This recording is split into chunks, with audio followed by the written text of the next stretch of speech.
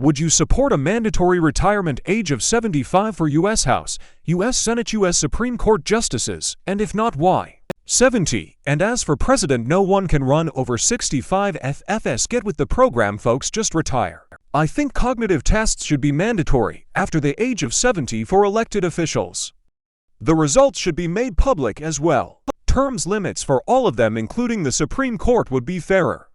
Let voters decide if they should serve rather than age restrictions.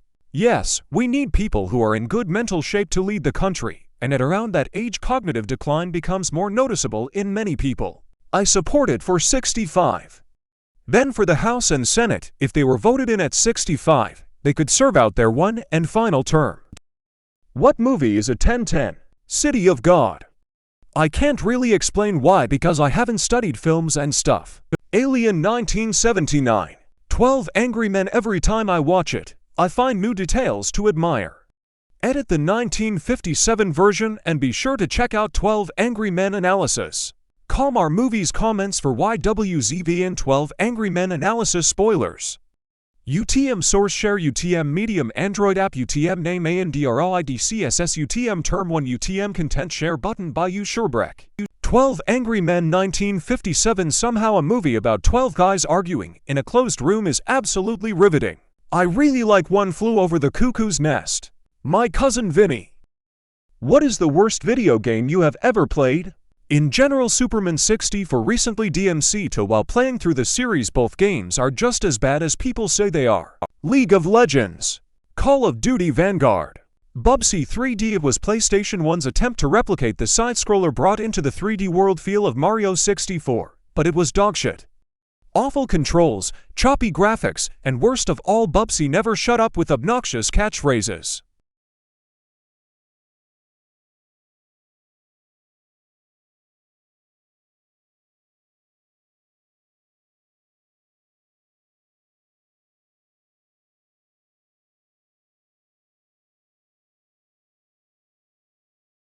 What immediately makes a man-woman unattractive? Snidely putting down other people for no reason.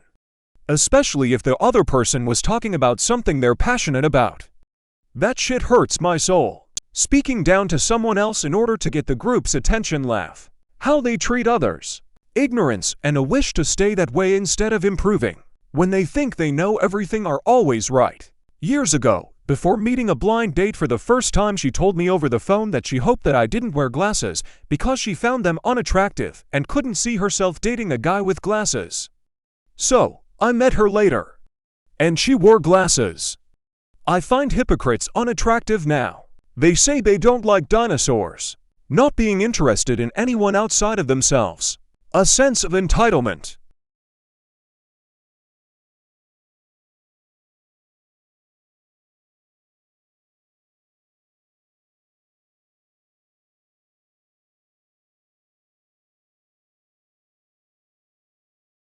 What are you weirdly passionate about?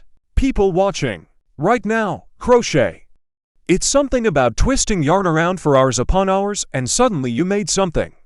It's absolutely wild and it doesn't give me the horrible intrusive thoughts cross-stitching did. Pirates and pirate history. I never grew out of it. Constitutions. It's fascinating. I've read the constitutions of about 20 countries. The downside is that it's difficult to have a conversation about it. Grilling. My tools, I don't mind you using them. But clean them and put them back exactly where you got them. No ifs and or buts allowed. I am super passionate about birds. I love them. I'm getting a pair of lovebirds in a couple months and I'm training to be a wildlife veterinarian. What's your favorite animated adult show? Mike Tyson Mysteries. Morel Oral. Really fond of Futurama. It gave Matt Groening the opportunity to explore new ideas and go in a direction which network executives wouldn't allow for The Simpsons. Simpsons got kind of old and tired and way too formulaic. I really appreciate Futurama because it also gave them the opportunity to have a more solid continuity from episode to episode. It's less of a weekend cartoon and more of a TV series. Helva Boss, I don't like the fandom. They kinda did the same thing My Hero Academia fans did and made it cringe to like. Arcane, Primal, Love Death Robots, Venture Brothers, Archer, Metallica Lives. Who is a well-written, strong female character in a movie or TV show? Clarice Starling from Silence of the Lambs. Sarah Connor in the films Terminator and Terminator 2, as well as in the television series Terminator: The Sarah Connor Chronicles. Taken a bit more literally, Jessica Jones. Avasarala from The Expanse. Kim Wexler in Better Call Saul. Ellen Ripley in Alien. Buffy. Dana Scully in The X-Files. Kate Beckett, Stana Katic from Castle. Suki in Atla. Leslie Knope. Seriously. Despite Parks and Rec being a comedy, Leslie is always the most competent, intelligent, and is always helping friends and doing what she thinks is right no matter how it will affect her. Frances McDormand in 3 Billboards Outside Ebbing, Missouri. Mullen. What was invented by accident? Post-its.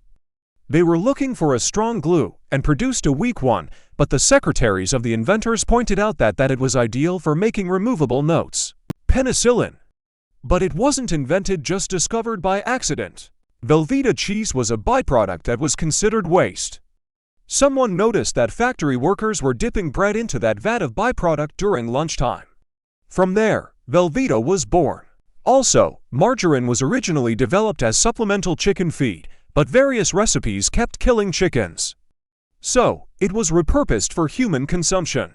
Superglue was invented during WW2 by accident. The inventor was trying to make clear gun scopes.